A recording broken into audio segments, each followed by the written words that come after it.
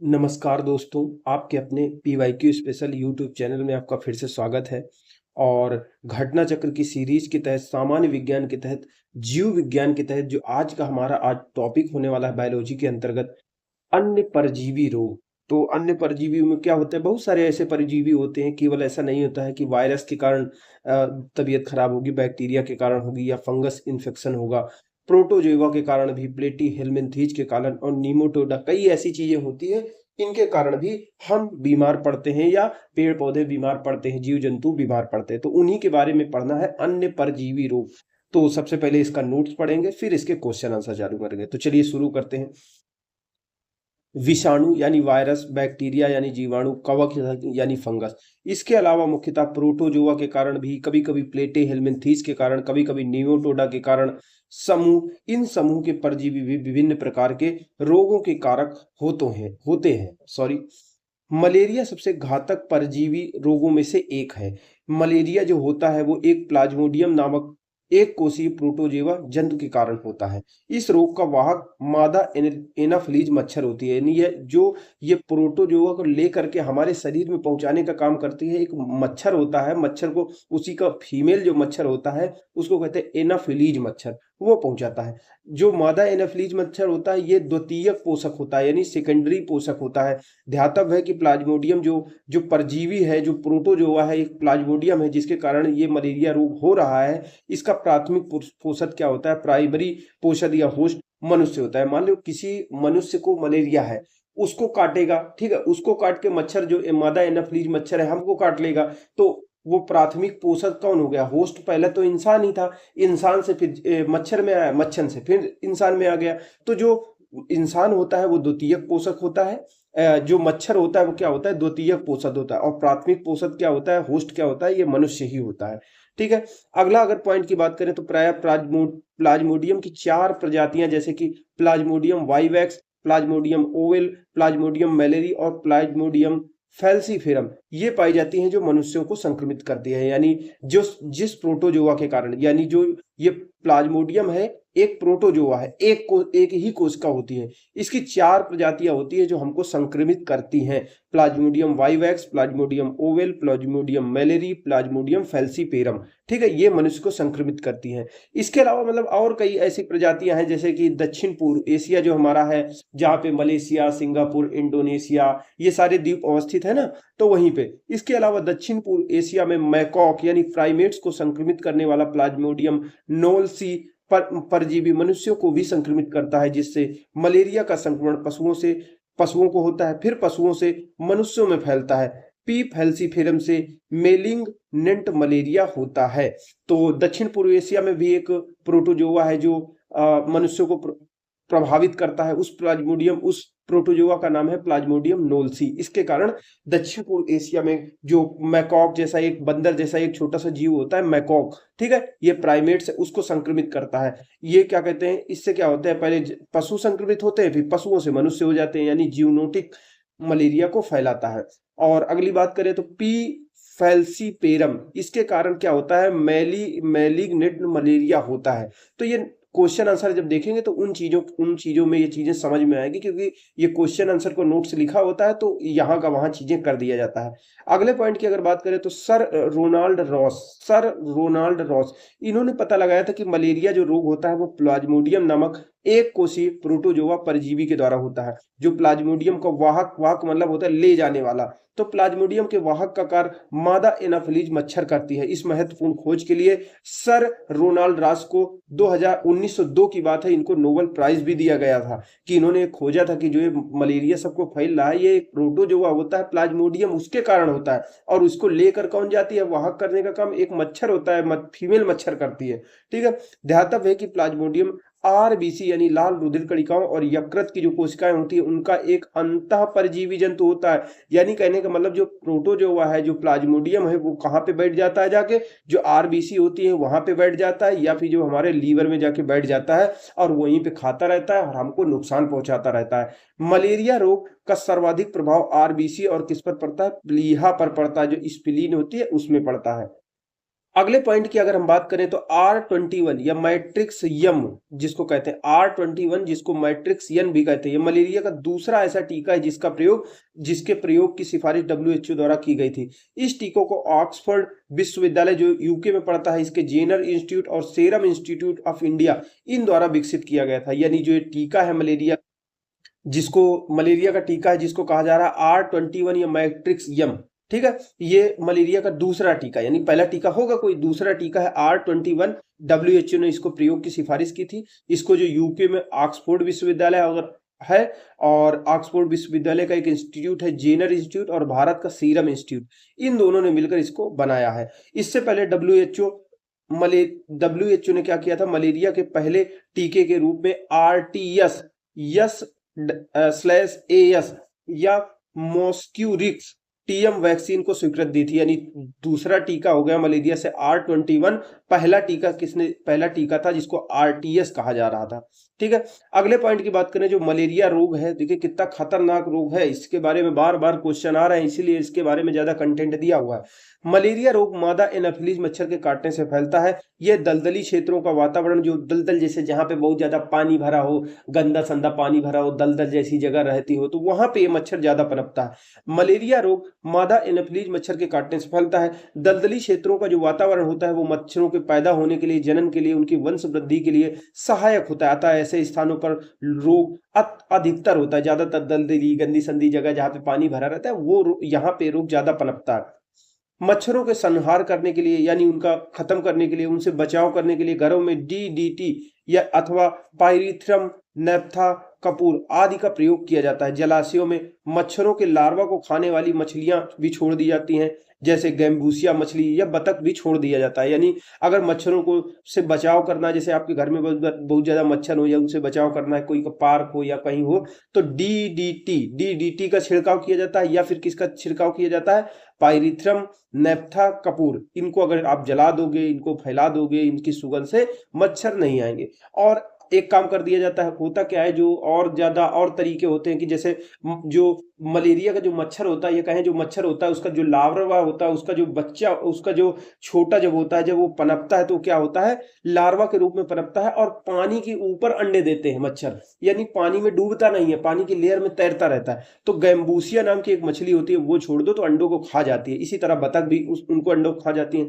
तो गैम्बूसिया और बतख ये मतलब अच्छे होते हैं हमारे लिए, ठीक है। अगले पॉइंट की अगर बात करें तो इसी मलेरिया को ठीक करने के लिए प्राचीन काल से जो चला आया है, क्योंकि रोग तो पहले भी था, अब हमको इतना एडवांस तो हमारी टेक्नोलॉजी थी नहीं, इतना चिकित्सालय इतना एडवांस थी नहीं, तो प्राचीन समय में हम सिनकोना नामक एक वृक्ष था, उसकी छाल से इसकी दवाई बना लेते थे। तो प्राचीन काल से मलेरिया के उपचार के लिए सिनकोना नामक वृक्ष की छाल से प्राप्त कुनैन नामक औषधि का हम प्रयोग करते थे। सिनकोना वृक्ष की छाल से प्राप्त की जाती है कुनैन औषधि। हालांकि इससे मिलती जुलती भी कुछ कृत्रिम जो औषधियां हैं, जैसे एटीब्रिन, मेलुब्रिन, रेसोचिन, कामाक्विन या क्लोरोकिन, ये औषधियां भी आजकल प्रचलित है जो मलेरिया के उपचार के लिए हम प्रयोग करते हैं। मलेरिया प्रभावित क्षेत्रों में इस रोग से बचाव हेतु कुनैन, डायराप्रिम आदि रोग निरोधी औषधियों का नियमित उपयोग करते रहना चाहिए। तो जहां पे ज्यादा मलेरिया रोग फैलता है तो उन लोगों को उपचार करने के लिए, रोग के प्रति निरोधी बनाने के लिए डायराप्रिम और कुनैन, इन दवाओं का नियमित उपयोग होता रहता है, लोग करते रहते हैं। अगली बात करें प्रालेथ्रिन। प्रालेथ्रिन एक प्रकार का पाइरेथ्राइड कीटनाशक है, यानी एक प्रकार का कीटनाशक है। क्या, प्रालेथ्रिन कीटनाशक माने कीट माने होता है कीड़े, उनको नाश करने वाला है। क्या, कीड़ों को नाश कर, मच्छर भी एक कीड़ा है। तो कीटनाशक क्या है, पाइरेथ्राइड है, एक कीटनाशक है, ठीक है। तो पालेथ्रिन एक प्रकार का पाइरेथ्राइड कीटनाशक है जो सामान्यतः मच्छर विकर्षक यानी मच्छरों को दूर भगाने के लिए प्रयुक्त होता है। यानी प्रालेथ्रिन का प्रयोग मच्छरों को दूर भगाने के लिए प्रयोग किया जाता है। जो पाइरेथ्राइड होता है, जो स्तनी होता है, जैसे मानव होते हैं, गाय भैंस होती हैं, हिरन होते हैं, तो जो स्तनधारी होते हैं उनकी तुलना में जो ये कीटनाशक है पाइरेथ्राइड, वो कीटों को, जो कीड़े होते हैं जैसे छिपकली हो गया, मच्छर हो गया, कॉकरोच हो गया, इनको 2250 गुना अधिक विषाक्त होता है। यानी हमको और स्तनियों को उतना नुकसान नहीं पहुंचाता है, लेकिन जो मच्छर होते हैं, जो कीड़े कीट पतंगे होते हैं, उनको 2200 यानी 2000 गुना से ज्यादा भी उनको नुकसान पहुंचाता है। ध्यान रहे कि प्रतिवर्ष 25 अप्रैल को विश्व मलेरिया दिवस के रूप में मनाया जाता है। उल्लेखनीय है कि विश्व की पहली मलेरिया वैक्सीन अप्रैल 2019 में अफ्रीका के देश मालावी में लॉन्च की गई थी। WHO के अनुसार यह वैक्सीन बच्चों को मलेरिया से बचाने के लिए शुरू की गए पायलट प्रोडक्ट का हिस्सा है। ठीक है, अगले पॉइंट की अगर बात करें, एक बीमारी है काला अजार या लीशमैनियासिस जिसको कहते हैं। काला अजार को क्या कहते हैं? लीशमैनियासिस रोग। लीशमैनिया नामक प्रोटोजोआ परजीवी के कारण होता है। इससे त्वचा और आंतरिक अंगों की जो श्लेष्मिक कलाएं होती हैं वो रोगग्रस्त हो जाती हैं। इस रोग का वाहक बालू मक्खी होती है। तो एक और महत्वपूर्ण रोग की बात करें जिसको काला अजार कहते हैं।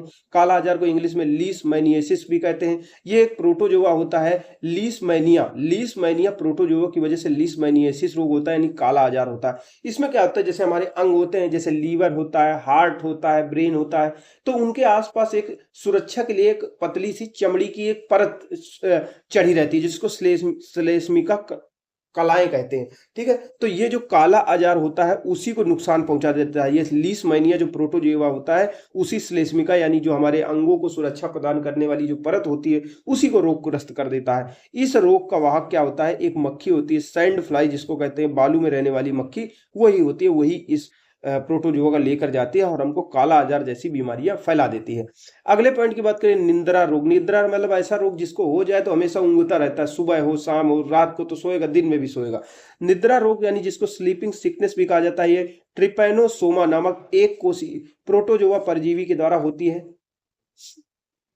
इसका वाहक सीसी मक्खी होती है। ठीक है, ट्रिपैनोसोमा रुधिर, सेरिब्रोस्पाइनल, अन्य शरीरी द्रव्यों में बाह्य कोशिकी तथा हृदय पेशियों, जनदों इत्यादि के अंतःकोशीय परजीवी होते, कोशिकीय परजीवी है। निद्रा रोग के रोगी जो होते हैं वो दिन में बोझिल उसको मालूम पड़ता है और दिन में भी वो ऊँघता रहता है। जो निद्रा रोग होता है वो एक किस प्रोटोजोआ के कारण होता है? ये प्रोटोजोआ का नाम है ट्रिपैनोसोमा।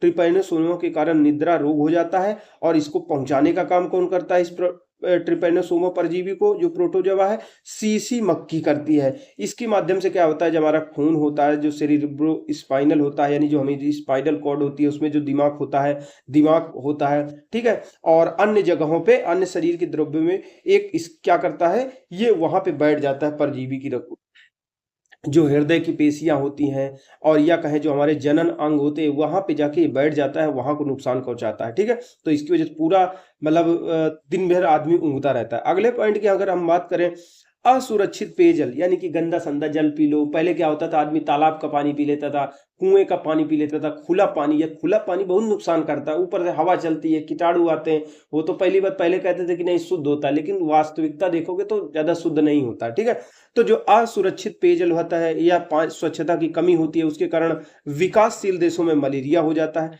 तीव्र प्रवाहिका हो जाती है या सिस्टोसोमा रुग्णता नामक संचारी रोग महामारी के रूप में फैल जाते हैं जो कि अत्यंत घातक होते हैं। अगर सिस्टोसोमा रुग्णता की बात करें तो सिस्टासोमा नामक पर्णकृमि के कारण होता है जो मनुष्य और अन्य स्तनियों की रुधिर वाहिनियों का परजीवी होता है। और आगे बात करें तो फैसियोला होता है, ये क्या होता है, भेड़, बकरी, सुअर, भैंस आदि के जिगर की बड़ी बड़ी पित्त नलियों में पाया जाने वाला एक चपटा यकृत कृमि होता है। इसके कारण फैसियोलासिस नामक रोग हो जाता है। तो अगर यहाँ पे कई चीजें बात कही गई हैं जैसे मलेरिया, तीव्र प्रवाहिका और सिस्टासोमा रुग्णता। तो अगर आप असुरक्षित पानी पीते हैं, गंदा संदा पानी पीते हैं, गंदा संदा खाना खा लेते हैं, स्वच्छता सही से नहीं रहती है तो आपको मलेरिया हो जाएगी, तीव्र प्रवाहिका हो जाएगी। तीव्र प्रवाहिका का मतलब पेचिस का नाम सुने हैं, एक्यूट डायरिया जिसको कहते हैं, तो ये होता है तीव्र प्रवाहिका। सिस्टोसोमा रुग्णता भी रोग हो जाता है जो संचारी रोग हो जाता है।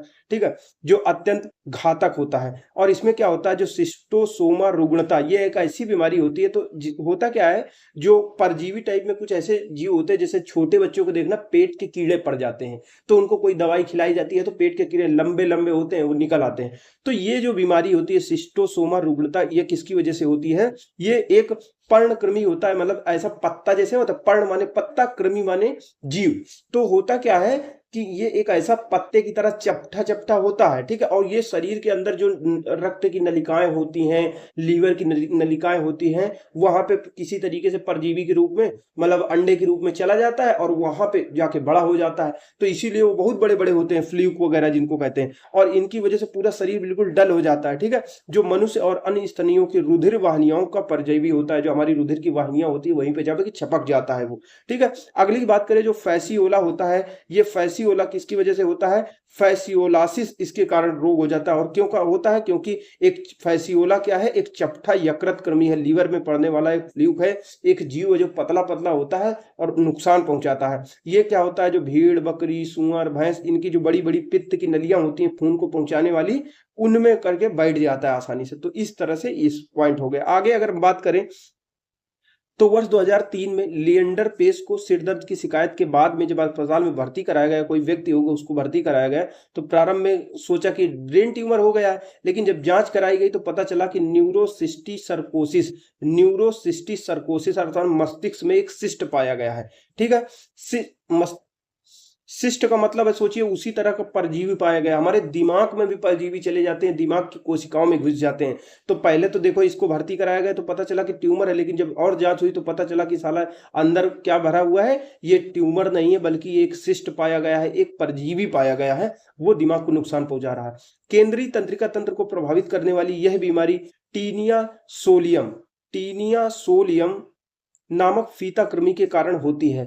मानव में इसका संक्रमण प्रायः सुअर का मांस खाने से या फीता कृमि के अंडों से संक्रमित जल के प्रयोग से हो जाता है। ध्यान तो है कि फैसियोला, सिस्टोसोमा, टीनिया प्लेटी हेलमिंथी संघ के अंतर्गत आते हैं। तो ये परजीवी जो है फैसियोला, सिस्टोसोमा, टीनिया, ये प्लेटी हेलमिंथी संघ के अंतर्गत आते हैं। और जो इसकी बात कही जा रही है यहाँ पे, किसकी बात कही जा रही है? हाँ, जो केंद्रीय तंत्रिका तंत्र को जो दिमाग में बैठ जाता है जाके कीड़ा, एक सिस्ट जिसको कहते हैं न्यूरोसिस्टोसर्कोसिस, ये एक कीड़ा होता है मस्तिष्क में, वो पाया जाता है, उसको क्या कहते हैं? सिस्ट पाया जाता है, एक कीड़ा टाइप में होता है और वो चला जाता है, वो नुकसान पहुंचाता है। तो ये सोचिए इंसान को कितने खतरनाक तरीके से नुकसान पहुंचाते हैं। तो ये कब होता है? टीनिया सोलियम कब पहुंच जाता है? जब आप फीता कृमि के अंडों के संपर्क में आ जाए। जैसे किसी तालाब में बहुत ज्यादा गंदा पानी है और उसमें फीता कृमि के अंडे हैं, तो आपके शरीर में पहुंच जाएंगे। और क्या होता है, ये अंडे कैसे होते हैं? जो त्वचा होती है उसी से छेद, जो छोटे छोटे बारीक रुएं वाले छेद होते हैं उन्हीं से घुस जाते हैं, ठीक है। और कभी कभी क्या होता है कि जो सुअर का मांस कोई कोई खाता है, तो कभी कभी, ऐसा हमेशा नहीं होता है, तो कच्चा मांस अगर रह गया तब ये बच जाते हैं और ये रोग फैल जाता है। अगले पॉइंट की अगर हम बात करें तो अगला पॉइंट कह रहा है टेनियासिस। टेनियासिस क्या है? एक आंतों का संक्रमण है जो टेप वर्म की 3 प्रजातियां, टेनिया सोलियम, टेनिया सगिनाटा और टेनियम एशियाटिका, इसके कारण होता है। टेनियासिस कुछ लक्षण क्या होते हैं? जैसे आपको मतली आएगी, आपका जी मतलाएगा, डायरिया हो जाएगी, ज्यादा भूख लगेगी या भूख ही खत्म हो जाएगी, ठीक है। तो टेनियासिस रोग हो जाता है, ठीक है। एक टेप वर्म होता है, कीड़ा होता है, टेप कैसा होता है? पतला पतला होता है, तो उसी तरह पेट में कीड़ा होता है, ठीक है, शरीर के अंदर। ये आंतों में टेनियासिस, आंतों का एक संक्रमण है, इसकी वजह से डायरिया भी हो सकती है, आपको मन खराब रहेगा, मतली जैसे आएगी, भूख नहीं लगेगी टेनियासिस के कारण, या भूख खत्म ही हो जाएगी। अगले पॉइंट की अगर बात करें तो जो हमारा संघ है, जैसे कई सारे संघ होते हैं ना, 10-12 संघ होते हैं, प्रोटोजोआ, पोरीफेरा, सिलेट्रेटा, इकाइनोडर्मेटा, ऐसे करके होते हैं। तो जो संघ नीमोटोडा होता है, इसकी लगभग 50 जातियां मानव शरीर में परजीवी के रूप में होती हैं, उसे हानि पहुंचाती हैं। तो नीमोटोडा जो होता है, इसकी 50 प्रजातियां सबको नहीं पाई जाती हैं, लेकिन 50 ऐसी जातियां हैं नीमोटोडा की जो इंसान को नुकसान पहुंचाती है अगर पहुंच गई शरीर में। तो फाइलेरिया को सीलपद, ठीक है, स्लीपद, फाइलेरिया को स्लीपद, हाथी पांव, फील पांव भी कहा जाता है, जो कि शरीर में वुचरेरिया ब्रैंकप्टाई नामक गोल कृमि नीमोटोड के संक्रमण के कारण होता है। यह कृमि मनुष्य की लिम्फ ग्रंथियों में पहुंचकर उसे संक्रमित करता है, इसे फैलाने का वाहक कार्य करता है। तो जो फाइलेरिया होता है, जिसमें हाथी पांव जिसको कहा जाता है, इसको मादा क्यूलेक्स मच्छर होती है, वो फैलाने का काम करती है। और किसके कारण होता है? तो मादा क्यूलेक्स मच्छर वुचरेरिया ब्रैंकप्टाई, ये एक गोल कृमि होता है, इसको शरीर में हमारे पहुंचा देती है, ये जो मच्छर होता है। और इसके कारण क्या होता है? पोषद की मृत्यु तो नहीं होती, हम लोग मरते नहीं अगर हो गए, लेकिन आपके हाथ पैर फूल जाएंगे, आपके जननांग फूल जाएंगे और फूल करके पूरी तरह गंदे से दिखने लगेंगे, विकृत हो जाएंगे, डिफॉर्म्ड हो जाएंगे, ठीक है। तो उसके कारण होता है, यानी फील पाव या फाइलेरिया किसके कारण होता है? वुचरेरिया ब्रैंकपटाई नामक एक निमोटोड या गोल कृमि है, उसके कारण होता है। अगले पॉइंट की अगर बात करें तो बच्चों में प्राय एस्कैरियोसिस के संक्रमण से एस्कैरियोसिस यानी एस्कैरिस के संक्रमण से एस्कैरियोसिस नामक रोग हो जाता है, जो बच्चों का पोषण ठीक से नहीं होता है। जिससे बच्चों का ठीक से पोषण नहीं होता है, उनके शारीरिक मानसिक विकास पर बुरा प्रभाव पड़ता है। रोगी के आंत से कृमि को निकालने के लिए चीनोपोडियम का तेल, मिबेंडाजोल, एल्बेंडाजोल, एल्कापुर आदि औषधियों का प्रयोग किया जाता है। तो होता क्या है, आपने देखा होगा बच्चों के पेट में कीड़े पड़ जाते हैं, जो बच्चे मिट्टी विट्टी खाते रहते हैं तो उन्हीं के पड़ जाता है, तो एस्कैरियोसिस नामक रोग हो जाता है। एस्कैरिसिस नामक एक परजीवी पहुंच जाता है, तो उसको दवाई खिलाई जाती है, जैसे चीनोपोडियम का तेल, मिबेंडाजोल, एल्बेंडाजोल, एल्कापुर, ये सब खिलाते हैं तो ठीक हो जाता है। वो कीड़े मर जाते हैं और मल के थ्रू बाहर आ जाते हैं। उल्लेखनीय है कि एस्कैरिस का प्रथम तरुण डिंबक हैबिडिटी फॉर्म लार्वा कहलाता है, जो इसके द्वितीयक जुवेनाइल अवस्था को एम्ब्रियोनेटेड अंडे कहते हैं, जो मनुष्य के लिए संक्रामक होती है। यानी जो इसकी बात कही जा रही है, जो एस्कैरियोसिस होता है ना, जो ये परजीवी है, इसके प्रारंभिक अवस्था को क्या कहते हैं, हैबिडिटी फॉर्म कहते हैं। फिर जब और अवस्था बढ़ती है, जुवेनाइल होता है थोड़ा सा, तो उसको एम्ब्रियोनेटेड अंडे कहा जाता है, फिर बनता है एस्कैरियोसिस। तो वही कहा जा रहा है यहाँ पे। तो इस तरह से हमने मतलब बहुत ही महत्वपूर्ण जो अन्य परजीवी रोग से संबंधित जो चैप्टर था उसका नोट्स देख लिया। अब हम इसके क्वेश्चन आंसर देखते हैं। तो चलिए एक एक करके शुरू करते हैं। जो क्वेश्चन है वो कह रहा है, मलेरिया से प्रभावित होने वाला अंग कौन सा होता है। तो मलेरिया से हमारी तिल्ली, प्लीहा या स्प्लीन प्रभावित होती है। तो स्प्लीन हमारी प्रभावित होती है। संक्रमण जब इसमें हो जाता है मलेरिया के कारण, तो इसका आकार बढ़ जाता है। ठीक है। और अगली बात करें, जो एक बहुत ही महत्वपूर्ण इसमें पॉइंट दिया हुआ है कि दुर्दम मलेरिया, जिसको मैलिग्नेंट मलेरिया भी कहा जाता है, ये किसके कारण होती है, प्लाज्मोडियम फैल्सीपेरम के कारण होती है। तो ये जो मलेरिया होता है बहुत ज्यादा संक्रामक होती है। अगर ये हो गया मलेरिया, मतलब प्लाज्मोडियम फैल्सीपेरम ने संक्रमित कर दिया इस प्रोटोजोआ ने, तो दुर्दम मलेरिया उसको कहते हैं। इसके कारण बहुत चांस होते हैं कि इंसान की मृत्यु हो जाएगी। अगले पॉइंट की अगर बात करें तो प्लाज्मोडियम परजीवी वाहक का, जो प्लाज्मोडियम परजीवी है प्रोटोजोआ, उसका वाहक क्या होता है, तो मच्छर के द्वारा ये जाता है एक इस जगह दूसरी जगह। निम्नलिखित में से कौन सा प्लाज्मोडियम परजीवी का वाहक होता है, तो जो प्लाज्मोडियम परजीवी है उसका वाहक है मच्छर। चौथा नंबर क्वेश्चन कर रहा है, मलेरिया फैलाने के अतिरिक्त एनाफिलीज मच्छर और क्या करता है, और किस चीज का वाहक है। तो ये एन्सेफलाइटिस और फाइलेरियासिस इसके भी संक्रमण में भूमिका निभाता है।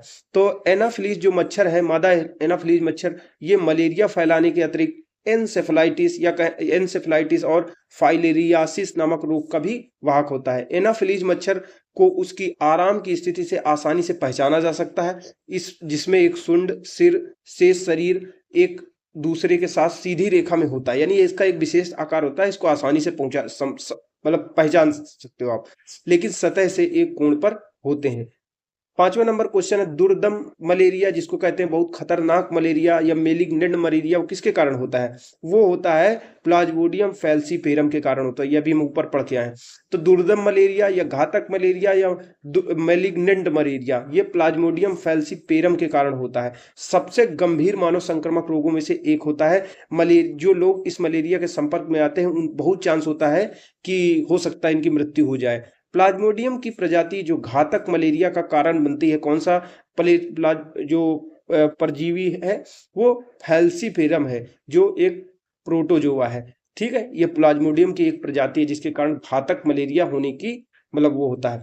मलेरिया सबसे घातक परजीवी रोगों में से एक होता है, जो प्लाज्मोडियम नामक एक कोशिकी प्रोटोजोआ जंतु के कारण होता है। आज वर्तमान में प्लाज्मोडियम की 4 ऐसी प्रजातियां हैं जो मलेरिया फैलाती हैं। Plasmodium vivax, plasmodium ovale, plasmodium malariae, plasmodium falciparum. ये जो प्लाज्मोडियम फैल्सीपेरम होता है ये बहुत खतरनाक होता है। ठीक है। 7वां नंबर कैसा है, मलेरिया तथा डेंगू, इसमें निम्नांकित में से क्या उभयनिष्ठ नहीं है। तो मच्छर की एक ही प्रजाति नहीं होती, दोनों के लिए अलग अलग प्रजाति होती है। मलेरिया के लिए कौन सी प्रजाति का मच्छर चाहिए, तो मादा एनाफिलीज मच्छर के काटने से फैलता है। ठीक है। जबकि डेंगू किसके मच्छर, कौन से मच्छर के काटने से फैलता है, ये मादा क्यूलेक्स मच्छर के काटने से फैलता है। तो डेंगू मादा क्यूलेक्स फैटिगेंस मच्छर के काटने से, एडीज एल्बोपिक्टस के काटने से, मादा एडीज इजिप्टी मच्छर के काटने से फैलता है। यानी मलेरिया केवल किसके कारण, मादा एनोफिलीज मच्छर के काटने से फैलता है, जबकि डेंगू क्यूलेक्स फैटिगेंस मच्छर हो, एडीज एल्बोपिक्टस हो, मादा एडीज इजिप्टी मच्छर हो, इनके काटने से फैलता है। जबकि फील पाँव की बात करें और पीत ज्वर भी मच्छर के काटने से ही फैलते हैं।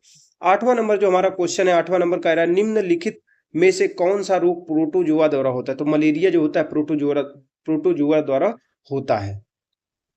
9वां नंबर क्वेश्चन निम्नलिखित में से कौन सा रोग प्रोटोजोआ द्वारा होता है। तो मलेरिया प्रोटोजोआ द्वारा होता है। 10वां नंबर मलेरिया के संबंध में कौन सा कथन सही नहीं है।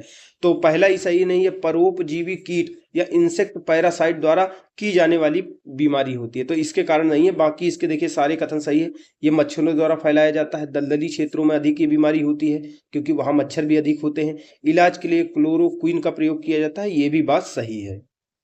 अगला जो हमारा 11वां नंबर क्वेश्चन है, भारत में मलेरिया के 65% रोगियों के लिए निम्नलिखित में से कौन सा परजीवी उत्तरदायी होता है। तो देखिए मलेरिया के जो रोग के लिए जो परजीवी उत्तरदायी होता है उसमें कौन सा उत्तरदायी होता है। 4 प्रकार के हमने मलेरिया के परजीवी देखे थे, ठीक है। 4 प्रकार के उसकी प्लाज्मोडियम जो परजीवी था उसके 4 प्रकार की वाईवैक्स देखा था और सभी देखी थे। तो उसमें जो प्रश्न के समय कौन सा था, वाईवैक्स सबसे, प्लाज्मोडियम वाईवैक्स नुकसान पहुंचाता था। और ये क्या होता है, ये कौन सा मच्छर, मतलब मच्छर की प्लाज्मोडियम परजीवी की कौन सी प्रजाति फैलाएगी, ये समय समय पर बदलता रहता है। 12 नंबर की बात करें, उस वैज्ञानिक का नाम बताइए जिसने यह खोज की थी कि मलेरिया जो है प्लाज्मोडियम नामक एक परजीवी से होता है। तो उस वैज्ञानिक का नाम था सर रोनाल्ड रॉस, ठीक है। सर रोनाल्ड रॉस ने ये पता लगाया था कि जो मलेरिया होता है एक प्लाज्मोडियम परजीवी होता है, एक कोशी प्रोटोजोआ है, उसके कारण होता है। और इसको वाहक करने ले जाने का काम कौन करती है, मादा एनाफिलीज मच्छर करती है। और इसी के लिए 1902 में इनको नोबेल पुरस्कार दिया गया था। R21 या मैट्रिक्स यम, ये क्या है, ये एक प्रकार का मलेरिया के खिलाफ एक टीका बनाया गया था, ठीक है। इसको भारत के इंस्टीट्यूट यानी R21 या मैट्रिक्स एम की बात करें, मलेरिया का दूसरा टीका था। पहला टीका था RTS या SAS था, ठीक। पहला टीका ये था, दूसरा टीका ये था। और दूसरे टीकों को किसने बनाया था, जो यूके यानी ऑक्सफोर्ड विश्वविद्यालय था उसका जेनर इंस्टीट्यूट ने और सीरम इंस्टीट्यूट, इन दोनों ने मिलकर बनाया था। 14 नंबर जो हमारा क्वेश्चन है वो कह रहा है गोल कृमि जिसको नीमोटोड कहते हैं, इसके कारण कौन सा रोग हो जाता है। तो इसके कारण रोग हो जाता है फाइलेरिया, जिसको फील पाँव भी कहा जाता है। फाइलेरिया यानी फील पाँव एक गोल कृमि होता है जिसका नाम है वुचरेरिया ब्रैंकप्टाई, इसके कारण होता है। ये क्या होता है, जो गोल कृमि जो लिम्फ ग्रंथियां होती है वहां पे पहुंच जाता है। और कैसे पहुंचता है, मादा क्यूलेक्स मच्छर होता है इसके द्वारा पहुंचता है, जिसमें अगर जिस मनुष्य के फैला हुआ है तो उसके हाथ पैर जननांग अंग होंगे फूल करके बिगड़ जाएंगे बुरी तरीके से, लेकिन मृत्यु नहीं होती है। 15 नंबर क्वेश्चन, विशिष्ट रोगवाहक जनित रोग यानी रोगवाहक कौन सा है। मच्छर जैसे यहाँ पे दिया क्यूलेक्स मच्छर, एडीज मच्छर, एनाफिलीज मच्छर, एडीज मच्छर, ठीक है। तो विशिष्ट रोगवाहक हो गया, इसके कारण कौन सा रोग होता है। तो एडीज के कारण चिकनगुनिया होता, तो इसके कारण नहीं होता, तो पहला ही गलत हो गया। फिर कह रहा रोग, ये देखिए रोग क्यूलेक्स के कारण लिम्फेटिक फाइलरेसिस होता है, एनाफिलीज के कारण परजीवी मलेरिया होता है, एडीज के कारण डेंगू होता है, ठीक है। तो ये सभी दिया हुआ। और रोगाणु का प्रकार, ये जीवाणु के द्वारा फैलता है कि किसके कारण फैलता है, ये परजीवी के कारण फैलता है, ये भी परजीवी के कारण फैलता है। जो एडीज होता है ये विषाणु के कारण फैलता है, तो ये दिया हुआ। चलिए इसको देख लेते हैं व्याख्या, तो समझ में आ जाएगा। एडीज इजिप्टी मच्छर, ठीक है, ये जो मच्छर की प्रजाति है डेंगू वायरस फैलाने के लिए जिम्मेदार होता है, ठीक है। मलेरिया का संक्रमण फैलाने में मदद करती है क्या, मलेरिया परजीवी की प्राथमिक पोषक क्या होती है, मादा एनाफिलीज मच्छर होती है, ठीक है। मलेरिया का संक्रमण फैलाने में मदद करती है मादा एनाफिलीज मच्छर। लिम्फेटिक फाइलेरिया जो होती है क्यूलेक्स मच्छरों के काटने से होता है। जो लिम्फेटिक फाइलेरिया वो किसके कारण होता है, क्यूलेक्स मच्छरों के कारण होता है, ठीक है। चिकनगुनिया एक वायरस से होने वाला रोग होता है जो एडीज मच्छरों के काटने से मनुष्यों में फैलता है। फिर सूची 1 को सूची 2 से सुमेलित करना है। अगले क्वेश्चन में चलिए सुमेलित करते हैं। मलेरिया किसके कारण होता है, प्रोटोजोआ के। पोलियो किसके कारण होता है, वायरस के कारण। तपेदिक किसके कारण होता है, माइकोबैक्टीरियम ट्यूबरकुलोसिस बैक्टीरिया के कारण। दांत खाज खुजली किसकी वजह से होती है, तो ये फंगस के कारण होता है, ठीक है। तो वही बात, मलेरिया किसके कारण, प्रोटोजोआ के कारण। पोलियो किसके कारण, वायरस के कारण। तपेदिक यानी टीबी जीवाणु के कारण। दांत खाज खुजली कवक की वजह से। 17 नंबर क्वेश्चन कह रहा है सूची 1 को सूची 2 से सुमेलित के लिए। प्लेग किसकी वजह से होता है, ठीक है। और एड्स कैसे होता है, तो एड्स को तो आप जानते हो वायरस की वजह से होता है। गंजापन कैसे होता है, तो कवक के कारण होता है। मलेरिया किससे होता है, प्रोटोजोआ से होता है। प्लेग होगा जीवाणु से हो गया, तो वही यहाँ पे दिया गया है। प्लेग एक घातक संक्रामक रोग है जिसका कारण होता है, प्लेग किससे फैलता है? प्लेग घातक संक्रामक रोग है और प्लेग फैलता है एक बैक्टीरिया का नाम है पास्चुरेला पेस्टिस। पास्चुरेला पेस्टिस के कारण प्लेग फैलता है। पास्चुरेला पेस्टिस को यर्सीनिया पेस्टिस भी कहा जाता है। अगर एड्स को देखें तो एड्स मानव की प्रतिरक्षा प्रणाली या कहें जो इम्यून सिस्टम होता है उसी को प्रभावित करने वाला एक घातक रोग होता है और वायरस का नाम होता है HIV। मलेरिया एक संक्रामक रोग होता है, प्रोटोजोआ परजीवी द्वारा फैलता है, जबकि गंजापन कवक के द्वारा होता है। 18वां नंबर क्वेश्चन फिर से हमको सुमेलित करना है, चलिए सुमेलित कर देते हैं। इसमें दिया हुआ है पेप्टिक वर्ण, डेंगू, फीलपॉक्स, मलेरिया। तो मलेरिया के बारे में जानते हैं, प्रोटोजोआ के कारण होता है। डेंगू किसके कारण होता है? चलिए इसको व्याख्या देख लेते हैं। जो डेंगू वायरस के द्वारा होता है, ठीक है। डेंगू में हड्डी बहुत दर्द होती है और मलेरिया प्रोटोजोआ के कारण होता है। फीलपॉक्स किसके द्वारा होता है? कृमि के द्वारा होता है। पेप्टिक अल्सर ये होता है बैक्टीरिया के द्वारा होता है। 19 नंबर कह रहा है निद्रा रोग, यानी नींद, हमेशा नींद लगना, स्लीपिंग सिकनेस जिसको कहते हैं। ये बीमारी किसके द्वारा होती है? तो ये बीमारी होती है ट्रिपैनोसोमा नामक एक कोशिकीय जीव के कारण हो जाती है। निद्रा रोग ट्रिपैनोसोमा नामक एक कोशिकीय होता है प्रोटोजोआ, उसके कारण होती है। और सीसी मक्खी के कारण होता है। निद्रा रोग किसके कारण होता है? सीसी मक्खी के कारण होता है। जो ट्रिपैनोसोमा होता है रुधिर में या तो खून में या सेरिब्रो स्पाइनल में या फिर शरीर के अन्य द्रव्यों के बाह्य कोशिकीय क्षेत्रों में या हृदय की पेशियों में या जनदों में इत्यादि के अंतःकोशिकीय या तो बाह्य कोशिका के बाहर रहेगा या कोशिका के अंदर का एक परजीवी होता है, ठीक है। अगला जो हमारा 20 नंबर क्वेश्चन है, 20 नंबर क्वेश्चन कह रहा है निम्नलिखित में से कौन सा रोग मच्छर वाहित नहीं है? मच्छर के द्वारा कौन सा नहीं फैलता? तो मच्छर के द्वारा निद्रा रोग नहीं फैलता। निद्रा रोग किसके कारण फैलता है? ये फैलता है, देखिए, ट्रिपैनोसोमा नामक परजीवी के कारण फैलता है, ठीक है।